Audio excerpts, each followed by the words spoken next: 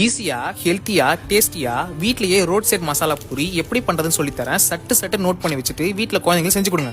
ஒரு 3/4 டம்ளர் அளவுக்கு தோரம் பருப்பு, 1 ஸ்பூன் மிளகு, ஜீரகம், கொஞ்சமா 3 காஞ்ச மிளகா, 2 ஸ்பூன் அளவுக்கு ஓமத்தை கையில் நசுக்கி போடுங்க. வாசனை நல்லா தூக்கி கொடுக்கும். அது கூடவே 2 ஸ்பூன் அளவுக்கு சாப்பாட்டு அரிசி சேர்த்து நல்லா அரைச்சி வச்சுக்கோங்க. இப்போ எதுல சால்னா செய்ய போறீங்களோ அந்த கடாயில ரெடி பண்ண மசாலா இந்த மாதிரி ஒரு டம்ளர்ல 10 டம்ளர் தண்ணி ஊத்தி 2 ஸ்பூன் கரம் மசாலா, தேவையான அளவு உப்பு சேர்த்து நல்லா எல்லாத்தையும் கரைச்சி அப்படியே அடுப்புல வச்சு கிண்டிக்கிட்டே இருங்க. கொதிக்கிறதுக்கு முன்னாடி 1/4 ஸ்பூன் சில்லி பவுடர், கொஞ்சமா வேக வச்ச உருளைக்கிழங்கு, நல்லா கொதிக்கிறப்போ ஓவர் நைட் ஊற வச்ச பட்டாணி, கொண்டக்கல்லிய நல்லா வேக வச்சு சேர்த்து நல்லா கொதிக்க விட்டுடுங்க.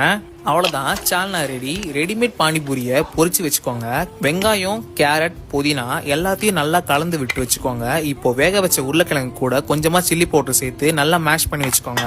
இப்போ லேயரிங்னா கிண்ணத்துல ரெடி பண்ண பூரி, மிக்ஸ் பண்ண வெங்காயம், கொஞ்சமா ரெடி பண்ண சால்னா, ரெடி பண்ண உருளைக்கிழங்கு, இன்னும் கொஞ்சம் சால்னா ஊத்தி மேல காண சேர்த்து நல்லா மிக்ஸ் பண்ணி விட்டு வீட்டுல இருக்கிற குட்டீஸ்க்கு கொடுத்து பாருங்க. கண்டிப்பா இன்னும் கொஞ்சம் இருக்கான்னு கேட்பாங்க. சேவ் பண்ணி வச்சுட்டு ட்ரை பண்ணி பாருங்க. டாடா.